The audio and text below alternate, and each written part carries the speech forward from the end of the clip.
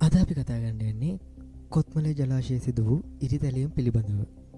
මේ දිනවල සමාජ මාධ්‍යවල සංසරණය වෙනවා කොත්මලේ ජලාශය පුපුරා ඇති බව.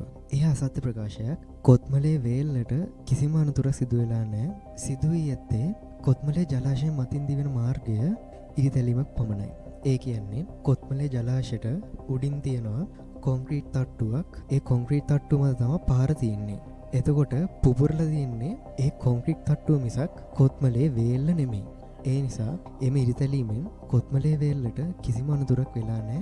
කිසිම අවධානමක් ඇත්තේ නැහැ. දෙසැම්බර් 11 වෙනිදා ලාල්කාන්ත එතුමා කොත්මලේ වේල්ලේ නිරීක්ෂණයකට ගිහිල්ලා තිබුණා. ඒ වෙලාවේ ජලාශයට දාලා ඉංජිනේරුවන් කියපු විදිහට මෙම ඉරිතැලීමෙන් වේල්ලට කිසිදු බලපෑමක් නොමැති බවත්, ඉරිතැලීම සිදු වී ඇත්තේ වේල්ල මතින් දිවෙන මාර්ගයේ බවත්, එම මාර්ගයට සිදුවන හානිය අවම කර ගැනීම සඳහා බර වාහන ගමන් කිරීම නැවත් වූ බවත් ඔවුන් සඳහන් කළා. ඒ නිසා අපිට කියන්න පුළුවන් ජලාශයට පහළ ප්‍රදේශවල සිටින ජනතාවට බයක් වෙන්න එපා. කොත්මලේ ජලාශයේ වාන් දැම්මොත් මිසක් වේල්ල කැඩී යාමේ කිසිදු අනතුරක් නැහැ. ඒ තමයි මේ වන විට තත්ත්වය.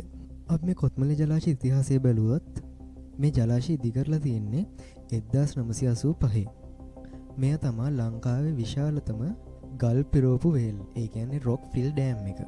මෙම වේල්ල මීටර් 87ක් උසයි. මේක පිහිටලා තියෙන්නේ නුවරඑළිය දිස්ත්‍රික්කයේ කොත්මලේ ඔය හරහා මහවැලි ගඟට එකතු වන ස්ථානයට යම් දුරක් පිටුපසින්. මෙම ජලාශය ඉතා කෙටි කාලයකින් ජලාශය ඉරිතලලා තියෙනවා. එම ඉරිතැලීම එක්ක ආයෙ මෙම ජලාශය අලුත් අඩියා කරලා තියෙනවා. ඒ අලුත් අඩියා කිරීමත් සමග තිබුණට වඩා කිහිප ගුණයක් හොඳ ආරක්ෂාවක් මෙම වේල්ලට ලැබිලා තියෙනවා.